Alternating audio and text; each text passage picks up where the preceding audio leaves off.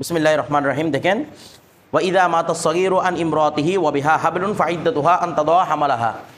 বলা হচ্ছে ওয়া ইযা মাতা সগীরু কি, ওয়া ইযা মাতা সগীরু, যদি কোনো ছোট নাবালেগ বাচ্চা মারা যায়, মানে এখানে বিয়ে হয়েছে মূলত নাবালেগ বাচ্চা এবং মনে করেন তার স্ত্রীটা নাবালেগা হতে পারে, আবার কি হতে পারে, বালেগা হতে পারে। তবে এখানে বুঝবো আমরা বালেগা, কি বুঝবো, বালেগা।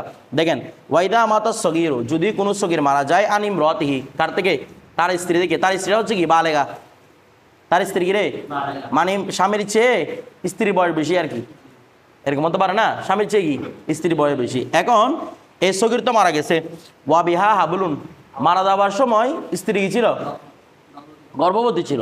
এখন এর সগীর তো কিছু নাই, ও গর্ভবতী কেমনে করবে, বিষয়টা বুঝেন নাই। তার মানে ধরতে গেলে এই গর্ভবতীরা কে করে নাই, সগীরও করে নাই।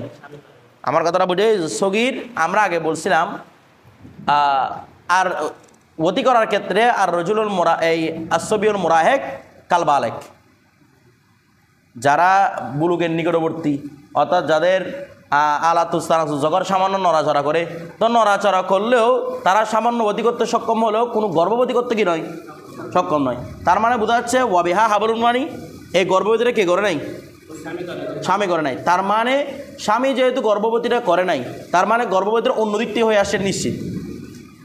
সে আলিয়াজুবিল্লাহ জেনার মাধ্যমে হোক, কিংবা মনে করেন আগে স্বামী ছিল, স্বামী থেকে গর্ভবতী হয়ে আসছে হোক, যে কোনোভাবে সে কী হয়েছে, গর্ভবতী হয়েছে, কিন্তু এই বাচ্চার মাধ্যমে হয় নাই। এখন কিন্তু দেখা গেছে কখন, ওই মারা যাওয়ার সময় যখন মারা যাচ্ছে তখন দেখা যাচ্ছে কি তার কি আছে, হাবল আছে, পেটের মধ্যে বাচ্চা আছে। আচ্ছা, তবে ফাইদ্দা তুহা আন তাদা হামালাহা, তার ইদ্যত হবে কি পর্যন্ত, ওয়াদে হামল পর্যন্ত, অর্থাৎ ওয়াদে হামল পর্যন্ত স্বামীর ঘরের মধ্যে ইদ্যত পালন করবে।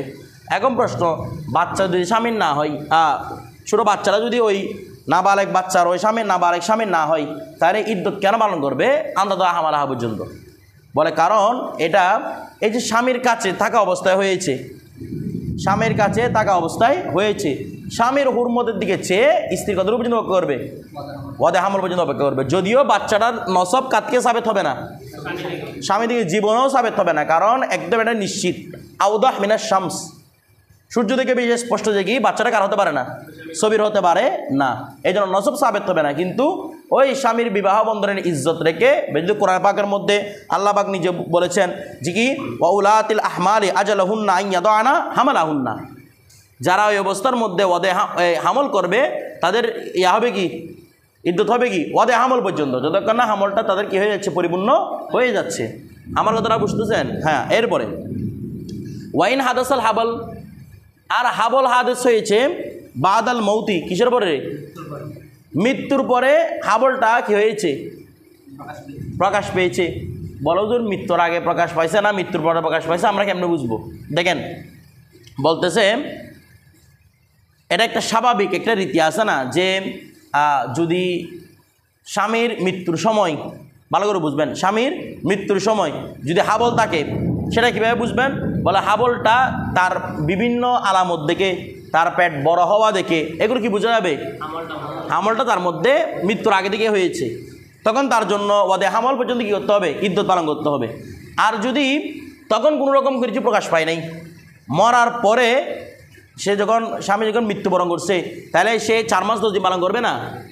ওই 4 মাস 10 দিন পালন করতে গিয়ে এখন দেখা যাচ্ছে কি প্রকাশ পাচ্ছে, হামলটা প্রকাশ পাচ্ছে। তো এটা হচ্ছে মৃত্যুর পরে হাদেস হওয়া।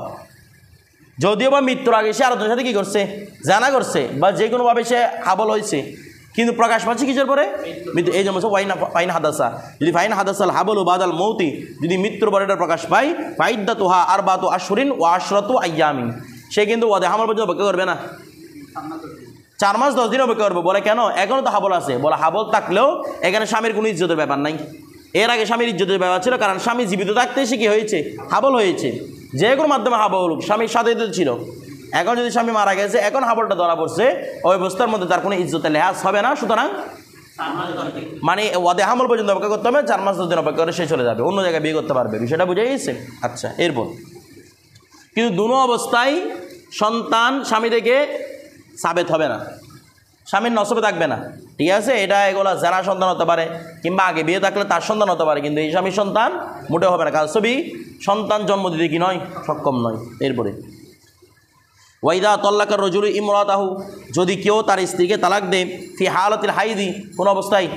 আমরা জানি হালাত হাইদ অবস্থা তালাক দেওয়া তালাকে বিদাত, এবং এটা হারাম তালাক।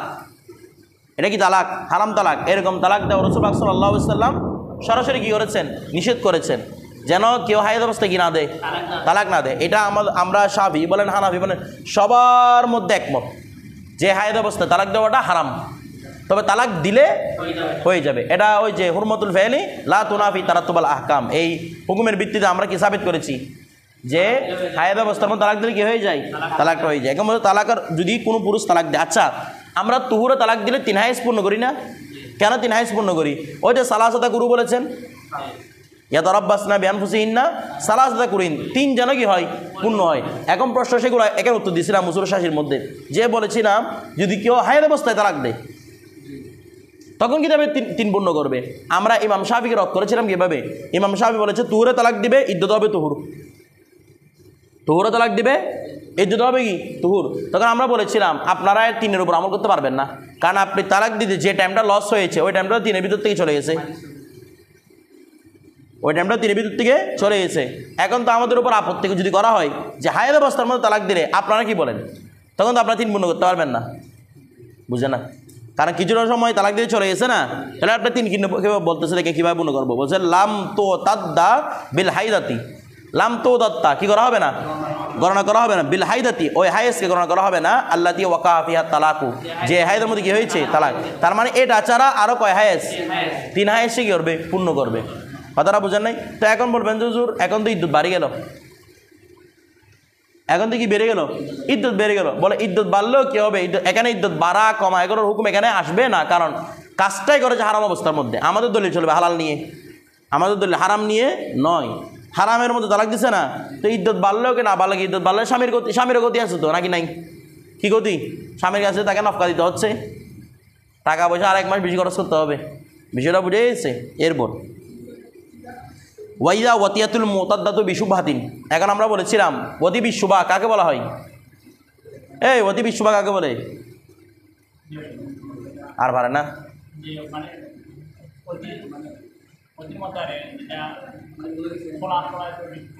কোনা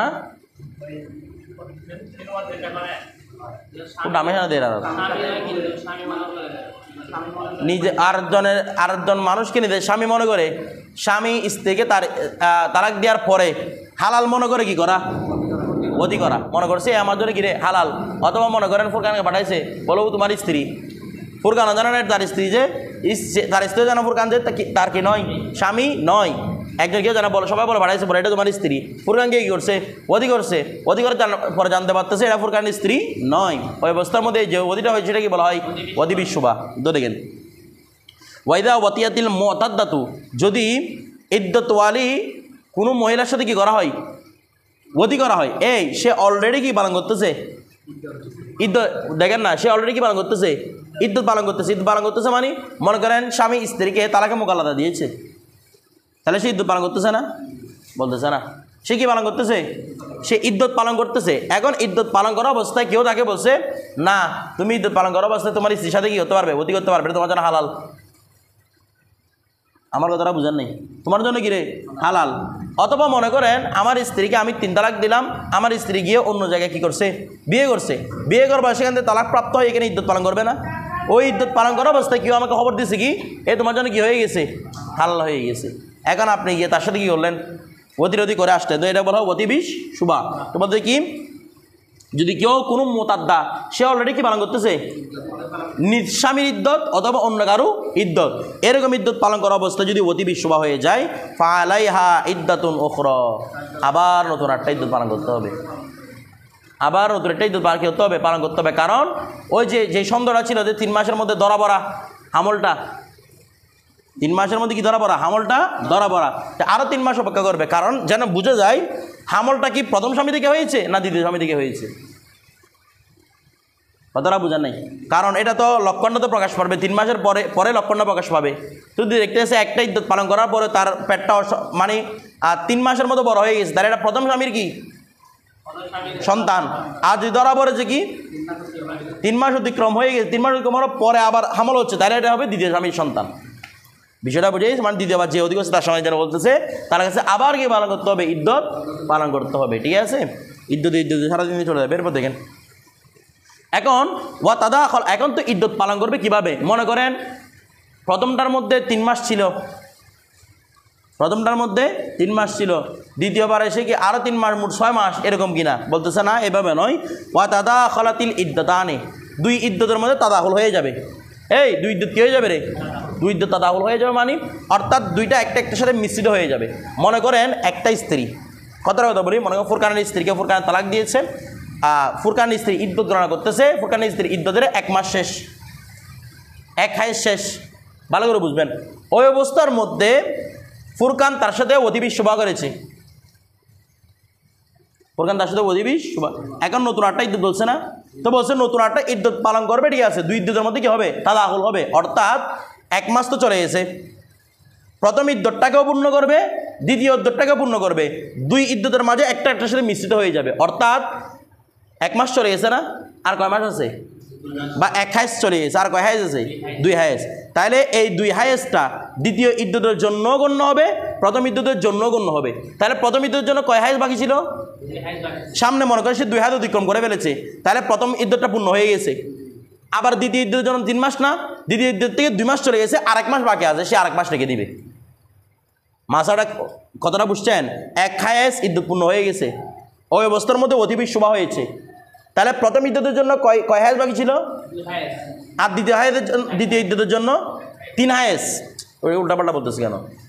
প্রথমে অলরেডি মুতাদ্দা ফুরকানের স্ত্রী 1 হায়েজ পূর্ণ করে ফেলেছে, তাহলে তার জন্য আর কয় হায়েজ বাকি ছিল?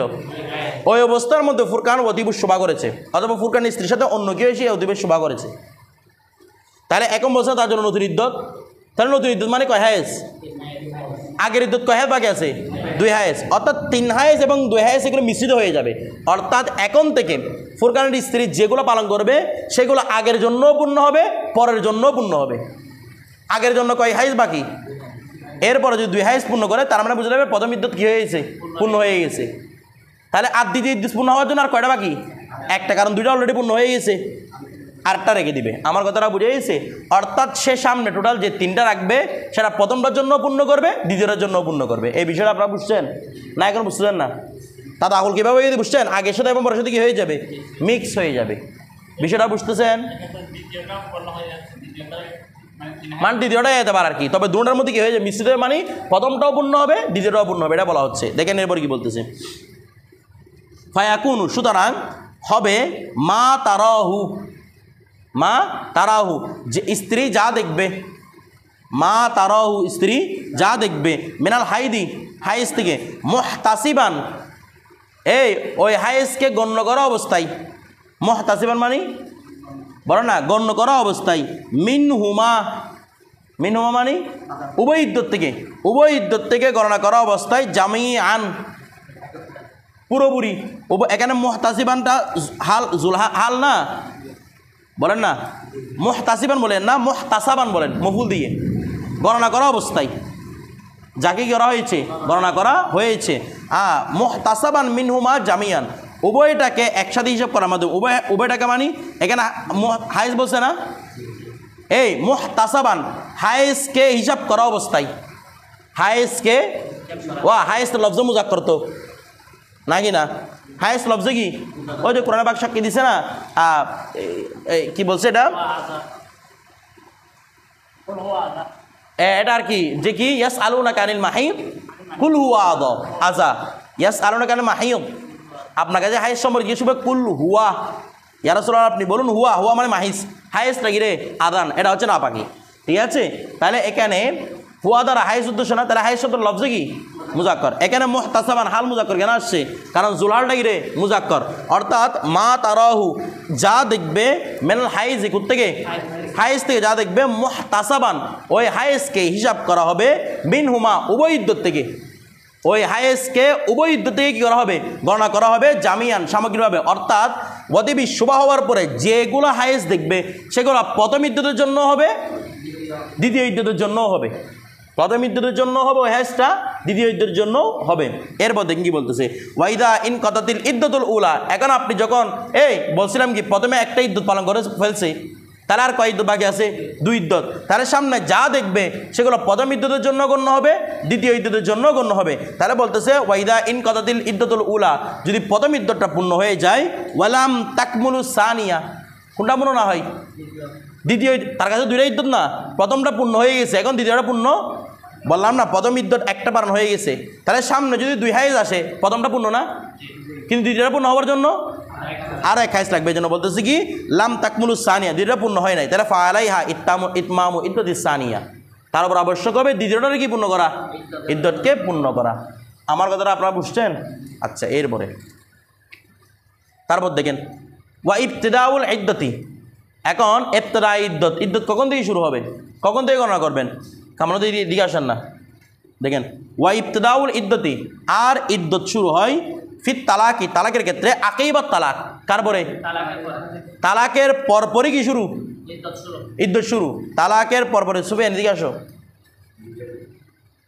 তো। কি হয়েছে? এদিকে আসলে কি এখানে এদিকে ভিজে যাবে, এদিকে শুকনা দিকে যাবে। ওয়া কথা না দেখি, তুমি ছাতা আনো নাই, এরকম ভিজিয়ে নাই এখান থেকে এখানে আসতে। ওয়া ইবতিদাউল ইদ্যতি ফিত তালাক, তালাক শুরু হবে আকিবাত তালাক, কিসের পরে? তালাকের পরে। আর ওয়াফিল ওয়াফাত, আর যদি ইদ্যতটা কিসের হয়? ইদ্যতুল ওয়াফাতে হয়, তখন সেটা আকিবাল ওয়াফাত, মরার পরপরই কি শুরু হবে। একটা বিষয় দেখেন, তালাকের পরপরই কি শুরু? ইদ্যত শুরু। তো বলতেছি কি ফাইনলাম তালাম বিত তালাকি, এখন স্ত্রী জানে না তালাক দিচ্ছেন। আচ্ছা, তালাক দেওয়ার জন্য কি স্ত্রীকে শোনায় দেওয়া শর্ত? বলে না। আমরা আগে আপনাদেরকে এগুলো মাসালাগুলো ইস্তেদলাল করে বলেছিলাম, কেউ যদি তার স্ত্রীকে মোবাইল ফোনে তালাক দেয়, তালাক হয়ে যাবে। কখন? যদি তালাফুজ তো হয়েছে, মোবাইল তালাক মানে চুপাচুপি দিছে, এর আপনি বুঝবেন মোবাইল তালাক দিছে এবং নিশ্চিত যে এটাকে দিছে। স্বামী জিজ্ঞেস করছে এটা কি তুমি তালাক দিছো? স্বামী বলছে হ্যাঁ, এটা আমি তালাক দিছি। কথাটা বুঝে? স্বামী কি বলছে? এটা আমি তালাক দিছি। তখন কি হবে? তালাক বলে বিবেচিত হবে যখন তালাক দিছে, কারণ তালাক দেওয়ার সময় স্ত্রী শোনার কোনো এতবার নেই। মানে এখানে আপনি স্ত্রী ভুল শুনছে না শুদ্ধ শুনছে দিছে না, এগুলোর তো কোনো এখানে কথা আসছে। স্বামী যদি একরার করে যে আমি কি দিয়েছি, তালাক দিয়েছি, তাহলে সেটা কি হয়ে গেছে? তালাক হয়ে গেছে।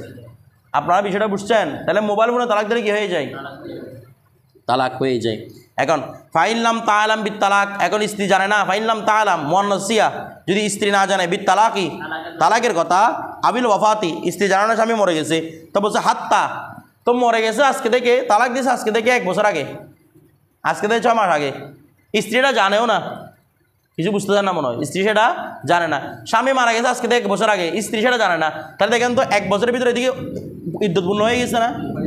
তালাকের ইদ্যতও চলে গেছে, মরার ইদ্যতও চলে গেছে। এই অবস্থার মধ্যে বলতেছে হাত্তা মাদাত মুদ্দাতুল ইদ্যতি, আর ইদ্যতের মুদ্দাটাই হয়ে গেছে। ওই ইদ্যতুল মুদ্দাত, ইদ্যতুল মুদ্দাত মানে কি বলতে চান? সময়ের যে ইদ্যতটা আছে, মুদ্দাত মানে কেন সময়, সময়ের যে ইদ্যতটা রয়েছে সেটা পূর্ণ হয়ে গেছে। ফাকাত ইন কাদাত ইদ্যতুহা, তখন বুঝে যাবে তার ইদ্যত কি হয়ে গেছে? পূর্ণ হয়ে গেছে। মানে নতুন করে ইদ্যত পালন করার কোনো দরকার নেই।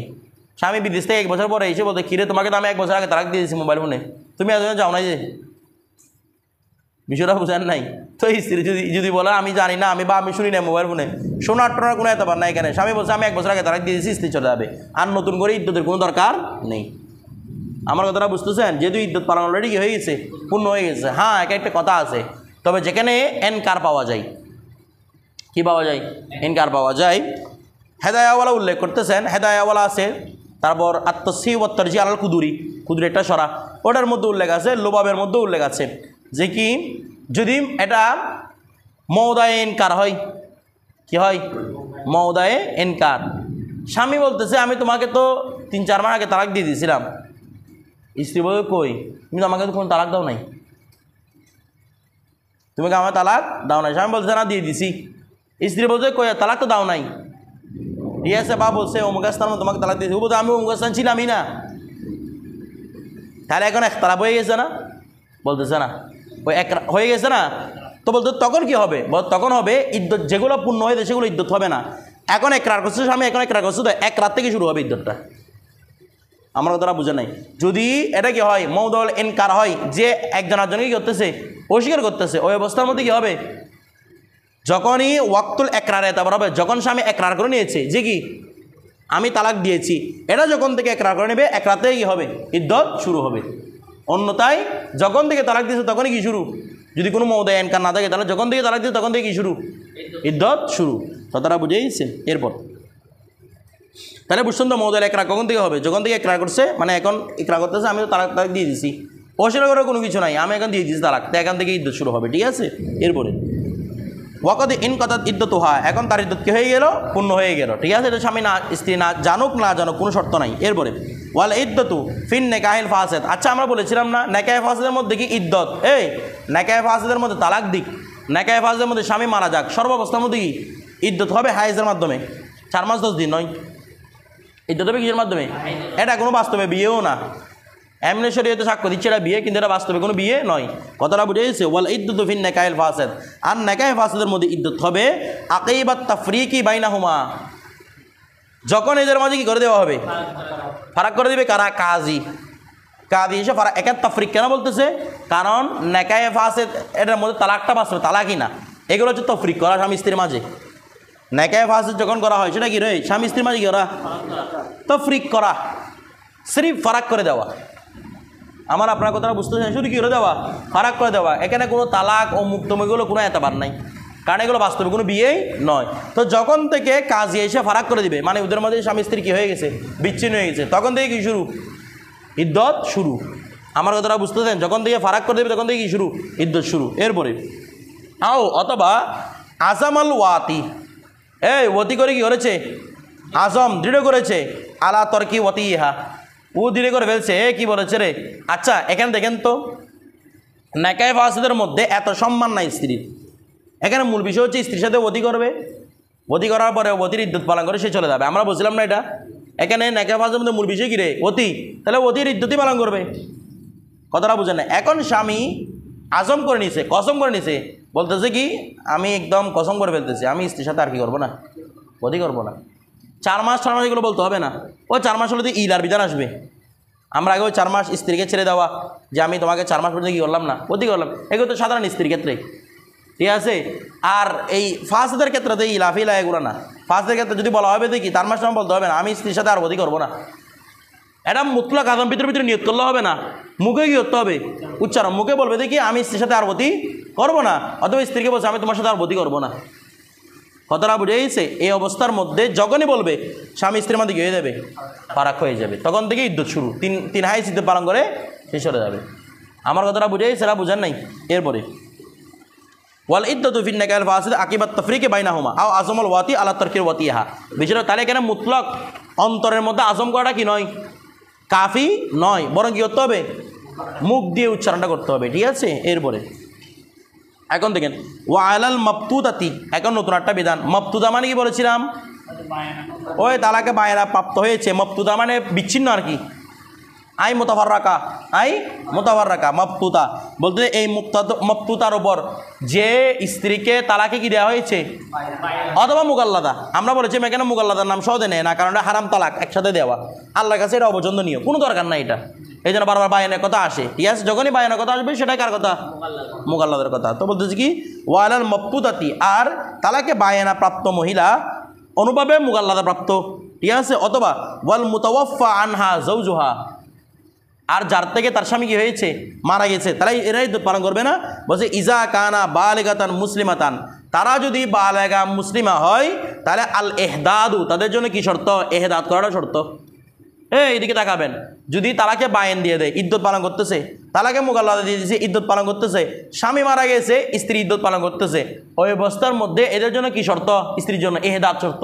বলে ইদাদ কি বলতে দেখেন, ওয়াল এহদাদু, আর এহদাদ কি, আন তাতরুকাল তাইয়্যিবা, স্ত্রী ছেড়ে দেবে কি, আতর সুগন্ধি, তৈবা বলতে পারেন, তৈবা বলতে পারেন, তৈবা বলেন, এটা সুন্দর হবে যে আন্তাত্রকাত তৈবা, কি ছেড়ে দিবে, কোনো রকম সুগন্ধি ব্যবহার, বডি স্প্রে, আতর এগুলো ব্যবহার করে কি করে দিবে, ছেড়ে দিবে। তারপর ওয়াজিনাতা, নিজেকে সাজসজ্জা, ফেস পাউডার, অমুক তমুক এগুলো মাখি, মেকআপ টেকআপ করা, এগুলো সবগুলো কি করতে হবে, হারাম এগুলো ব্যবহার করা।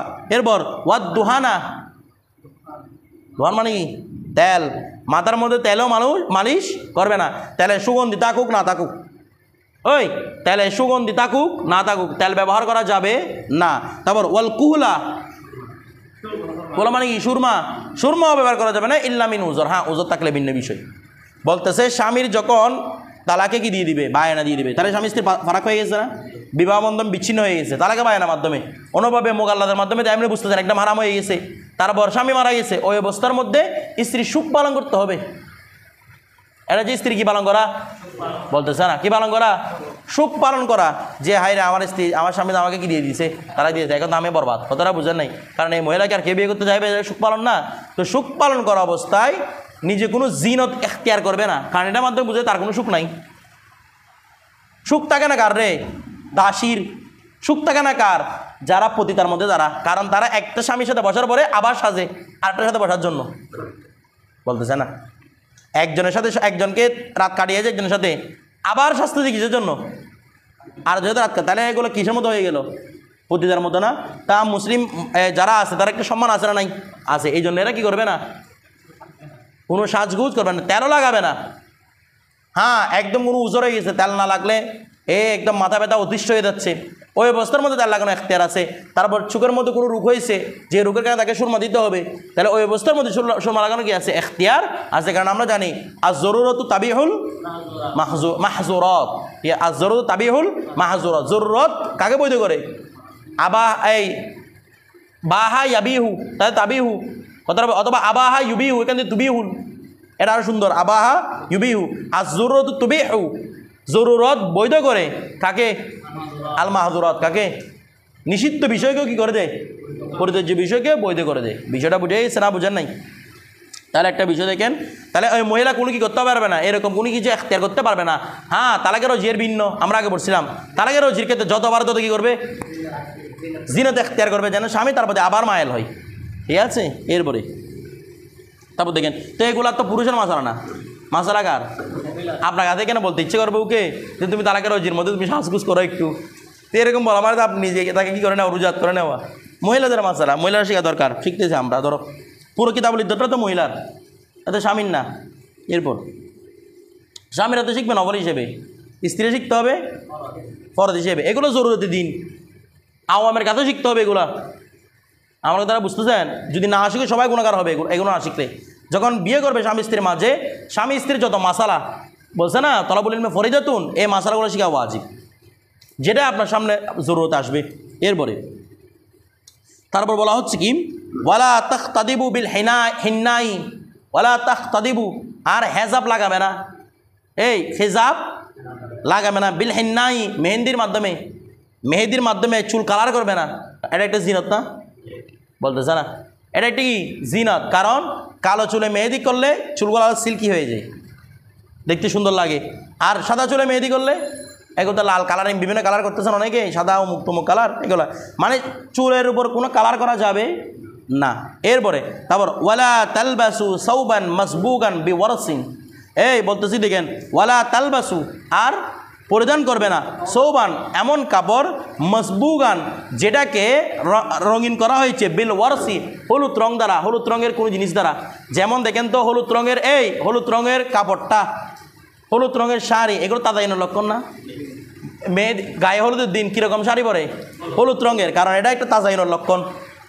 এমনি তো সচরাচর মেয়েরা কি পরে না, ও গায়ে হলুদের দিনে যে শাড়ি পরে সেটা এমনি পরে না, কিন্তু সেদিন পড়তে সেটা কিসের লক্ষণ, তাজাইনের লক্ষণ। এই জন্য এরকম হলুদ রঙের কোনো কালার করা শাড়ি সে পরবে না, কথাটা বুঝে গেছে। এরপর ওয়ালা বি জাফরান, জাফরানটা কালার করার জন্য জাফরান মিশ্রিত কোনো কাপড় সে পরিধান করবে না। তারপর দেখেন এই বিষয়টা আপনারা বুঝছেন, অনুভাবে যত রকমের জিনত এখতিয়ার করা আছে, অলংকার দেওয়া, অমুক দেওয়া, তমুক দেওয়া, কোনো রকমের আরও বর্তমান যুগে যা আছে মানে মেকআপ আইটেম, কোনো রকম মেকআপ আইটেম ইউজ করা যাবে, মেকআপ আইটেম ইউজ করা যাবে না। অর্থাৎ সে পুরো একটা পাগলের মতো হয়ে থাকবে। কিসের মতো হয়ে থাকবে, পাগলের মতো। বলে কেন পাগলের মতো কেন হয়ে থাকবে, অর্থাৎ সুখ পালন করার জন্য, মানে আমি তো এখন শেষ, আমার স্বামী চলে গেছে মানে আমি শেষ। কারণ প্রথম স্বামী যদি তালাক হয়ে যায়, ওই মেয়েটা কি সদে বিয়ে হয়, কেউ বিয়ে করে না ওকে।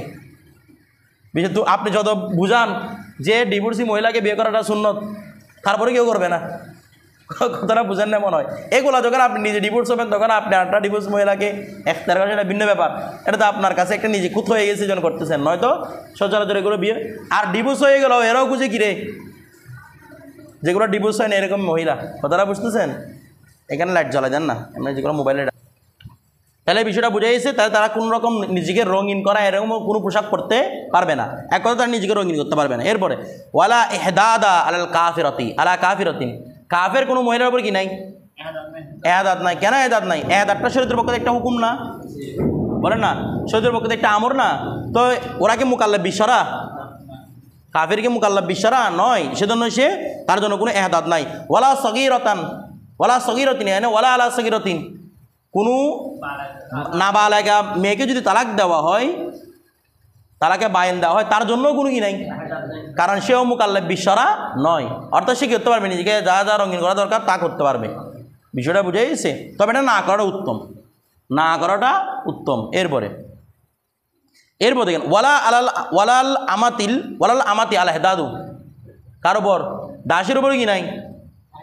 তো বলো দাসী কি মুকাল্লাফ বিশ্বরা না? দাসী মুকাল্লাফ বিশ্বরা। তো দাসীর উপর এহাদাত নাই কেন? এই দেখেন, দাসী যদিও বা স্বামী থেকে কি পেয়েছে, তার আগে বায়ান পেয়েছে, কিন্তু তার উপর এখনও মনিবের হক আছে না?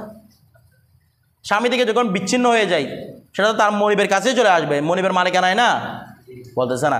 স্বামী তাকে অবস্থায় মনিব ওই স্ত্রীর সাথে কি করতে পারে না, বদী করতে পারে না। এখন যখন স্বামী থেকে বিচ্ছিন্ন হয়ে গেছে, এখন কার হক আছে? কার হক? মনিবের হক। তো মনিবের জন্য তো কি করতে পারে? এহদাত করতে পারে। এই জন্য বলছে দাসীর উপর স্বামীর জন্য কোনো এহদাত পালন করতে হবে, কারণ তার কোনো সুখ নাই। সুখ নাই মানে সে স্বামী থেকে চলে গেলে কি হবে? তাকে লালন পালন করার দায়িত্ব তার জন্য আছেই, ঠিক আছে? এরপর দেখেন ওয়ালাইসা ফি ইদ্দাতিন নিকাহিল ফাসিদ, আর নিকাহ ফাসিদের মধ্যে কোনো এহদাত নাই। বড় নিকাহ ফাসিদে কি সমস্যা? ওর তো কোনো মনিব নাই, কিচ্ছু নাই। বড় নিকাহ ফাসিদ তো কোনো নিকাহ না, এটা তো এমনি কোনো নেকার কোনো মতে বৈধতা দেওয়া, কোনো মতে বৈধতা দেওয়া।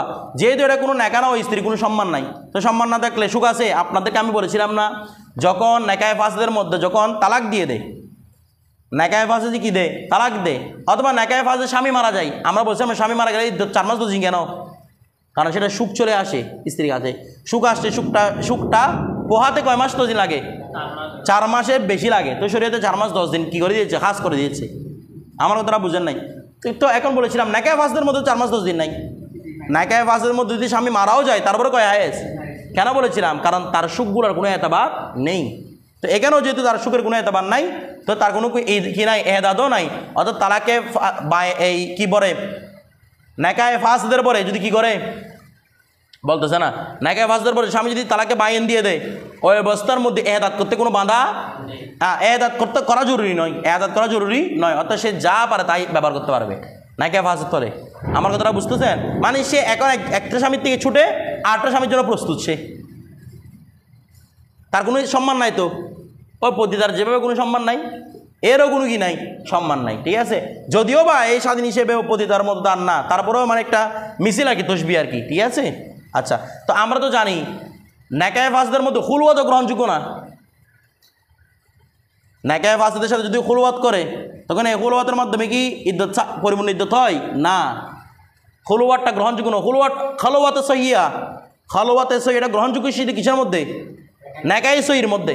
নিকাহ ফাসিদের মধ্যে খলওয়াতের কোনো এতবার নেই, কারণ এটা তুহমতের কোনো এতবার নেই। তোমাদের এগুলো বিয়ে হয়েছে কেউ জানে না, কোনো সাক্ষী নেই, কিচ্ছু নাই, এগুলো কিসের সম্মান? এই জন্য কোনো খলওয়াতের এতবারও নেই। এরপরে তো দেখেন ওয়ালা ফি ইদ্দতি নিকাহ ফাসিদ, তারপর ওয়ালা ফি ইদ্দতি উম্মে ওয়ালাদ ইহদাত, এই উম্মে ওয়ালাদের ইদ্দতের মধ্যেও কি নাই? এহদাত। উম্মে ওয়ালাদের ইদ্দত মানে উম্মে ওয়ালাদকে কি কেউ বিয়ে করছে? বলে ইদ্দত মানে এই দেখেন উম্মে ওয়ালাদের সাথে তো মনিববতী করছে, এখন উম্মে ওয়ালাদকে স্বাধীন করে দিছে। স্বাধীন করার পরে উম্মে ওয়ালাদকে কী করতে হবে? ইদ্দত পালন করতে হবে। কেন? কারণ উম্মে ওয়ালাদটা মূল ব্যবহারই করা হয়েছে কি হিসেবে? বদির জন্য। এখন উম্মে ওয়ালাদ যখন স্বাধীন হয়ে গেছে, সে স্বামী গ্রহণ করবে।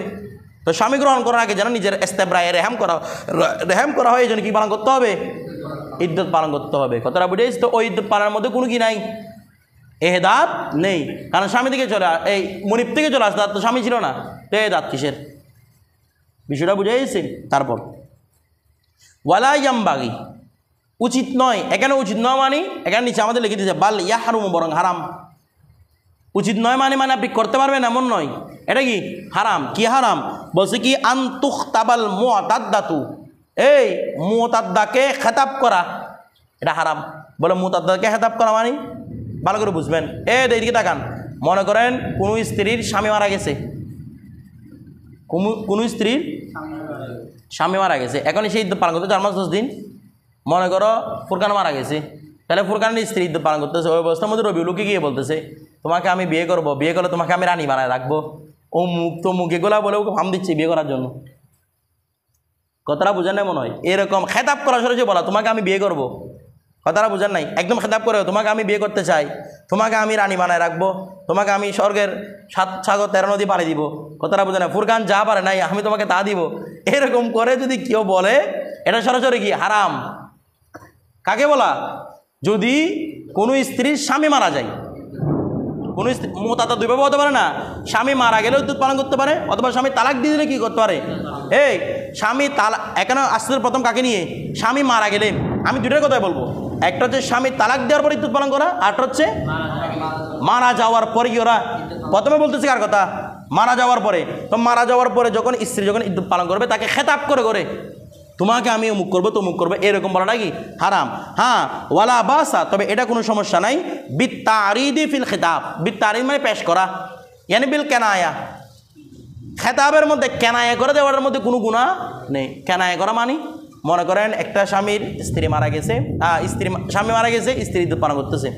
ওই অবস্থার মধ্যে আপনি বলতেছেন আহা আপনার মতো যদি একটা স্ত্রী আমার জুটতো, সরাসরি কিন্তু খেতাব করে নাই, কেনায়া করছে দে। অথবা ওই মহিলার কাছে যে গুণগুলো আছে আপনি বলতেছেন আমি একটা মেয়ে বিয়ে করতে যাচ্ছি, তার মধ্যে এরকম এরকম যদি গুণ থাকে হ্যাঁ মাশাআল্লাহ ওকে আমি বিয়ে করতে বসতে আছি, এগুলো হচ্ছে কেনায়াতান। সরাসরি বলা না, কি বলা?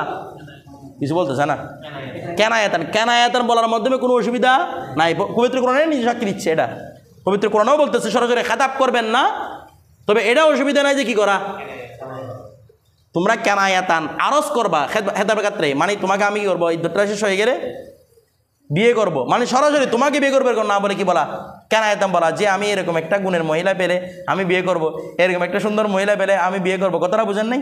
এই কেনায়াতাম বলাতে ওটা কি আছে? জায়েজ আছে, ঠিক আছে। তবে হ্যাঁ, যদি তালাক ইদ্যতটা যদি তালাকের কারণে হয়, তালাক মানে কোন তালাক? সেটা তালাকে বায়েন হোক, তালাকে রজি হলো তো আসতেছে না, রজি হলো তো এখানে স্বামীর কাছে আসে, তুমি কি এখানে ভাম দিতে পারবে? এরপরে তালাকে বায়েরা হোক, তালাকে মোকাল্লাজা হোক, ওই অবস্থার মধ্যে স্বামীর কাছে আসে না, যদিও বিয়েটা বিচ্ছিন্ন হয়ে গেছে কিন্তু স্বামীর করে পালন করতেছে কিনা, ওই অবস্থার মধ্যে না তারিজের মাধ্যমে জায়েজ, না সরাসরি খেতাবের করার মাধ্যমে জায়েজ। কারণ এখন কার কাছে আছে? স্বামীর ঘরে আছে। আমার কথাটা এখন কার, ওইখানে তার স্বামীর আইতে পারে না, স্বামী তো মরে গেছে, কিন্তু এখানে স্বামী বেঁচে আছে, তালাকে বায়ানা প্রাপ্ত হয়েছে, তাহলে স্বামী যারা ফিরে আনতে পারে না। আপনি এদিকে উত্তম হচ্ছে তো প্রথম স্বামী গ্রহণ করা নাকি না? বলতেছে না, উত্তম হচ্ছে কি গ্রহণ করা, তাকে প্রথম স্বামী তাকে গ্রহণ করবে তাকে বায়ান দেওয়ার পরে, কারণ এখানের মধ্যে কোনো ঝামেলা নাই, বাচ্চা নিয়ে কোনো ঝামেলা নাই, কোনো সন্দেহ নাই, কোনো কনফিউশন নাই। যদি কে গ্রহণ করে? প্রথম স্বামী গ্রহণ করে। এখন ওই তালাকে বায়ানের মধ্যে ইদ্যত পালন করার অবস্থা তুমি এসে আম দিচ্ছ ওকে যে তোমাকে আমি, তো এখানে কেনায়াতন বলাও জায়েজ নাই, বলে না সরাসরি খেতাব করার মাধ্যমেও জায়েজ নাই। যদি কি হয় তালাকে বায়ানের মাধ্যমে ইদ্যত পালন করে, অর্থাৎ তার সামনে কেউ সরাসরি বিয়ের প্রস্তাব আনবে না, এটা হচ্ছে মূল কথা। তারপর ওয়ালা ইয়াজুজু, আর কি নাই? জায়েজ নাই। লিল মুতাল্লাকাতির রাজিইয়াতি, তালাকে রজি প্রাপ্ত জায়েজ নাই। তারপর ওয়াল মবতুদাতি, অনুভাবে তালাকে বায়ানা যেগুলো হয়েছে, তালাকে মুগাল্লাদাও সবগুলো আর কি, ঠিক আছে, এগুলোর জন্য জায়েজ নাই। আল খুরুজু মিন বাইতিহা, ঘর থেকে কি হওয়া, বের হওয়া, লাইলান ওয়ালা নাহারন, দিনেও বের হতে পারবে না। ওয়া তালাক যদি দেওয়া হয় রজি দিক, বায়ানা দিক, মুগাল্লাদা দিক, ঘর থেকে কোনো অবস্থায় বেরোতে পারবে না। ঘর থেকে কোনো অবস্থায় বেরোতে হজ করতে যেতে পারবে? বলতেছে না, ঘর থেকে বেরোতে পারতেছে না, হজ কেমনে করবে? আমার কথাটা আপনারা বুঝতেছেন? তার মানে টোটালি ওই মহিলা ঘর থেকে বেরোতে পারবে না, বিষয়টা বুঝছেন? ঘর থেকে বেরোতে পারবে না। এখন কথা হচ্ছে তো হুজুর ও ঘর থেকে যদি বেরোতে না পারে, ওর বরম পোষণকে দিবে, আর বরম পোষণ তো স্বামী দিচ্ছে, ইদ্যত পালন করতেছে না, যে বলছে দিনেও বেরোতে পারবে না, রাতেও বের হতে পারবে না, ঠিক আছে। আচ্ছা, এরপরে এখন তো তালাক দেওয়ার পরে মহিলারা ঘর সহ থাকতেছে না, খুব বাবার বাড়ি চলে যাচ্ছে, বেলা উজোর এভাবে ওটা মাকরুহ তাহরিমি গুনাহ। কথাটা বুঝতেছেন? মানে স্বামী থেকে এভাবে ওই অন্যদিকে বাবার বাড়ি চলে যাওয়া, হ্যাঁ জায়েলে সেটা ইদ্যত হবে না, সেটা নয়। আর স্ত্রী যেখানে যাক না কেন, স্ত্রীও বাবার বাড়ি চলে গেল, স্বামীর কাছে দিতে হবে ইদ্যত অবস্থায়, তার বরণ পোষণ দিতে হবে। এরপরে হ্যাঁ এটা বলতেছে তো ওয়াল মুতাওয়াফা আনহা, যার থেকে তার স্ত্রী মারা গেছে, এই জাওজুহা যার থেকে তার স্বামী মারা গেছে, তাহলে তার তো ভরণ পোষণ নাই, স্বামী মারা গেছে ভরণ পোষণ দিবে কে? তো ওই অবস্থার মধ্যে বলতেছে তাখরুজুনা হারান, সে দিনের বেলা বেরোতে পারবে, ওয়াবাদাল লাইলি, এবং রাতের কিছু অংশ বেরোতে পারবে। মানে বুঝেন নাই, দিনের বেলা কি জন্য বেরোবে? সে টমটা করার জন্য, কি করার জন্য? উপার্জন করার জন্য। তার তো খাবার খাইতে হবে, তাকে তো আর স্বামী দিচ্ছে না, ইদ্যতের জন্য কোনো নাফকা দিচ্ছে না, তো সেই ঘর থেকে বেরোতে পারবে খাবার অন্বেষণের জন্য বা খাবার তালাশ করার জন্য। রাতের কিছু অংশ কেন বলছে? মানে যেটুকু টাইম নাইট ডিউটি, রাতের 12টা 1টা পর্যন্ত না, মানে যেটুকু টাইম 8টা 7টা 8টা 9টা যে সময় মানুষের কোলাহল থাকে, ওই বাদুল লাইল পর্যন্ত সে বাইরে কি করতে পারবে? যাইতে পারবে। আমার কথা বুঝে গেছে? এখন দেখেন তো ওয়ালা তাবিতু ফি গয়রি মনজিলিহা, তবে হ্যাঁ সে তার ঘরের বাইরে অন্য কোনো ঘরের মধ্যে রাত কাটাবে, মানে স্বামীর যে ঘর আছে স্বামীর ঘরের মধ্যে সে রাত কাটাবে। স্বামীর ঘরের মধ্যে কি কাটাবে? অন্য কোনো ঘরে গিয়ে রাত কাটাবে, এটা কি নাই বলতেছেন? তো বাবার বাড়ি গিয়ে রাত কাটাতে পারবে না, এটা যায় তার জন্য তার ঘরে কি করতে হবে? তাকে রাত কাটাতে হবে। হ্যাঁ বাবার বাড়ি রাত কাটালেও ইদ্যত হয়ে যাবে, তবে সে গুনাহগার হবে। আর কি হবে? গুনাহগার। সেজন্য তার জন্য জায়েজ নাই নিজের ঘর ছেড়ে আরেকজন করে কি করা? কাটানো, রাত কাটানো। এখন দেখেন ওয়া আলাল মুতাদ্দাতি, এখন আরও কিছু বিধান বলতেছে। আর মুতাদ্দা মহিলার উপর, যার উপর ইদ্যত হয়েছে, তার উপর ওয়াজিব আন তাতাদ্দা, সে ইদ্যত পালন করবে ফিল মনজিলি, সে কিসের মধ্যে? ঘরের মধ্যে কি করবে? ইদ্যত পালন করবে। কোন ঘরে? আল্লাযী ইউদাফু ইলাইহা, যে ঘরের প্রতি তাকে সম্বন্ধ করা হয়েছে বিসুকনা, থাকার ক্ষেত্রে, থাকার সাথে। অর্থাৎ তোমাকে স্বামী বলছে এই তুমি এই ঘরে ইদ্যত পালন করবা, যেই ঘরে তাকে সম্পর্কিত করা হয়েছে সেই ঘরের মধ্যে সে কী পালন করবে? ইদ্যত পালন করবে। আমার কথাটা বুঝেছে? তবে হ্যাঁ একটা বিষয়, স্বামী তো বলেছে তুমি এই রুমের মধ্যে ইদ্যত পালন করবে, তবে তালাকটা যদি তালাকে বায়ানা হয়, তালাকটা যদি তালাকে বায়ানা হয়, তখন তাদের মাঝে ফারাক করতে হবে, ফারাক, বুঝেন নাই? যেন কোনো অবস্থায় স্বামী কার কাছে যেতে না পারে, অথবা তালাকে মুখ আলাদা হলে এদের মাঝে ফারাক করে দিতে, যেন স্বামী স্ত্রীর কাছে যেতে না পারে, কারণ স্ত্রী বিবাহ কি হয়ে গেছে? ছিন্ন হয়ে গেছে। আর যদি তালাকে রাজি হয় তাহলে তো আর কোনো অসুবিধা নেই, কারণ স্বামী চাইলে গ্রহণ করতে পারতেছে। বিষয়টা বুঝে গেছে? এই জন্য বলতেছে মানে হ্যাঁ থাকার ঘরটা খাস করছে সেটার মধ্যে থাকবে, তবে হ্যাঁ স্বামী স্ত্রীর মধ্যে কি থাকতে হবে? বিচ্ছিন্নতা থাকতে হবে। যদি কি তালাক দে, তালাকে বায়না দে, বলো দূর এরকম কোনো আলাদা রুম নাই, একটাই রুম, তাহলে সে বাবার বাড়ি চলে যেতে পারবে, কারণ এখানে বিচ্ছিন্নতা মূল শর্ত হতে, এটা তো বাবার বাড়ির মাধ্যমে বাড়া যাচ্ছে। ঠিক আছে? এরপরে তা বলছে হালা উকিল ফুরকাতি, কোন সময় এটা সে ঘরে থাকবে, ঘরে পালাবো কখন? হালা উকুইল ফুরকাতি, আপনি দিকে চলে আসেন না, হালা উকুইল ফুরকাতি, যখন কি হবে? ফুরকত তৈরি হবে এদের মাঝে। কি তৈরি হবে? কি ফুরকত? যখন থেকে বিচ্ছিন্নতা হয়ে গেছে তখন থেকে এদের মাঝে কি করবে? আলাদা করে দিবে, আলাদা রুমের মধ্যে সে থাকবে। এরপরে ফাইন কানা নসিবুহা, এখন দেখেন স্বামী যখন মারা গেছে তাহলে তার ঘর তার সম্পদগুলো বটোয়ারা হয়ে গেছে না, ভাগ বন্টন হয়ে গেছে না? বলছে ফাইদা কারণ নসিবুহা, যদি ওই স্ত্রীর যে অংশটা মিন দারিল মাইয়িতি, মইয়তের ঘর থেকে স্ত্রীর যে অংশটা রয়েছে তার নসিবের মধ্যে ইয়াকফিয়া, সেটা যদি তার জন্য কি হয়? যথেষ্ট হয়। মানে স্বামী যখন মারা গেছে এখন স্ত্রী স্বামীদের একটা হক পাইছে না, তো হক যেটা পাইছে বলে ঘর তোমার জন্য এই ঘরটা তোমাকে দিয়ে দিলাম, মানে ঘর বড় ঘর, স্বামী মারা গেছে এখন ওয়ারিশটা নিয়ে নিচ্ছে, তো স্ত্রী দিছে এটা তোমার ঘর, তুমি এখানে ইদ্যত পালন করতে পারবে, এটা তোমার জন্য, তোমার নসিবের মধ্যে পড়ছে, এটা তোমার অংশের মধ্যে পড়ছে। তো বলছে ইয়াকফিয়ার জন্য যথেষ্ট। ফালাই সালাহা, তখন স্ত্রীর জন্য জায়েজ নাই আন তাখরুজা ইল্লা মিন উযরিন, সে এই ঘর থেকে বের হবে কি ছাড়া, কারণ তোমার জন্য তো ঘর দিয়েছে তোমাকে ইদ্যত পালন করার জন্য। আর বলছে ওয়াইন কানা নসিবুহা মিন দারিল মাইয়িতি, আর যদি মইয়তের ঘর থেকে তার অংশটি লা ইয়াকফিহা, তার জন্য কি নয়? ওই ঘরটি তার জন্য, ওই নসিবটি তার জন্য যথেষ্ট নয়। ওয়া আখরাজাল ওয়ারিসাতু, আর ওয়ারিসরা, ওয়ারিসের জমা ওয়ারিসা, ওয়ারিসরা বের করে দিচ্ছে, আখরাজা বা বিফাল থেকে ওয়ারিসরা কি করে দিচ্ছে? বের করে দিচ্ছে মিন নসিবিহিম, সে সামান্যটুকু অংশ পেয়েছে আর বাকি অংশটা পায় নাই, সে ঘরের মধ্যে থাকার জন্য অবস্থা নাই, আর ওয়ারিসও তাকে করে দিচ্ছে, বলে তুমি আমাদের ঘর থেকে সরে যাও, তোমাকে দিব না এরকম। তখন বলছে ইন তাকালাত, সে কি হয়ে যাবে? স্থানান্তর হয়ে যাবে, সে চাইলে নিজের বাপের বাড়িতে কি করতে পারবে? ইদ্যত পালন করতে পারে। আর তারা যদি দেয় বলে না ইদ্যত যদি আসে ততদিন থাকেন, তখন আবার বের হওয়া কি নাই, মানে রাত্রটা অন্য জায়গায় কাটানো কি নাই, জায়েজ নাই। আমার কথাটা বুঝতেছেন? তাহলে ইদ্যত আছে এগুলার, হজের কোনো ইদ্যত আছে? আমি আগে বলছিলাম গ্রামের মধ্যে দেখা যায় হজ করে এসে মহিলা একটা কি পালন করে? ইদ্যত পালন। বলে এই অবস্থার মধ্যে 4 মাস 3 মাস 2 মাস ইদ্যত পালন করে, বলে এই অবস্থার মধ্যে পরপুরুষকে দেখা দেওয়া যাবে না, তো এমনি দেখা দেওয়া যাবে না, এমনি দেখা দেওয়া যাবে না, ওই অবস্থার মধ্যে কাউকে দেখা দেওয়া যাবে না, এটা মাথায় রাখবেন। ওই অবস্থা না হার হাল মধ্যে পরপুরুষকে দেখা দেওয়া কি নাই, জায়েজ নাই। মানুষ কি মনে করে, বলে 1 মাস 2 মাস এগুলো আমার পরপুরুষকে দেখা দিব না, ওই ঘরে একটা ভিতরে খরচ করে এসে ঘরে একটা 2-1 মাসের জন্য কিনে এতে কাফনে মানে কাউকে দেখা দিবে না। স্বামী হজে গেলে তার গোট রাইন করে দেয়, শাশুড়িরা তোর জামা হজে গেছে তুই এদিকে যেতে পারবি না, এটা করতে হবে। এমনি কি করতে পারে এটা? এমনি তো করতে পারে না। তো এই জন্য কোনো ইদ্যত নাই। ইদ্যত আছে মৌতের, ইদ্যত আছে তালাকের, আর কোনো কিসের কিছু কি নাই, ইদ্যত নাই। এরপরে আর দাসী হলে স্বামী আজাদ মনিব আজাদ করলে রাশের অধি করা হলে তখন কি আছে, ইদ্যত আছে। এরপরে এছাড়া আর কোনো হজের এরকম কোনো ইদ্যত নাই। তারপর ওয়ালা ইয়াজুজু, আর জায়েজ নাই আন ইউসাফিরা জাওজু, স্বামী কি করা, সফর করা, বিল মুতাল্লাকাতির রাজিয়া, তালাক প্রাপ্তা কোনো স্ত্রীর সাথে, মানে রজি তালাক প্রাপ্ত স্ত্রীর সাথে কি করা যায় নাই, সফর। তো বায়না করলে জায়েজ, এটা স্ত্রী হয় নাই ওর কাছে, মোকালাদা করলে জায়েজ নাই, তখন তো জায়েজই নাই। রজি করলো তাকে নিয়ে সফর করা কি নাই, জায়েজ নাই। বলে কি সমস্যা, রজি করলো তো আমার কাছে আছে এখনো।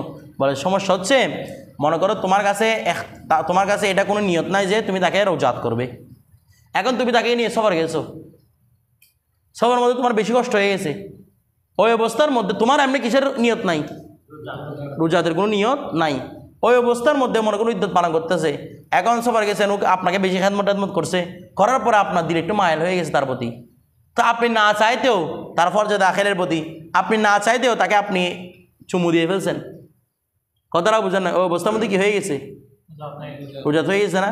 তো এখন আপনার তো ইচ্ছে নাই কিসের, রোজাত করা, তাহলে মহিলাটা কি বেড়ে গেল, ইদ্যতটা বেড়ে গেল, এটা আবার ইদ্যত পালন করতে হবে, আবার তালাক দেবেন, আবার ইদ্যত, লম্বা সময় না।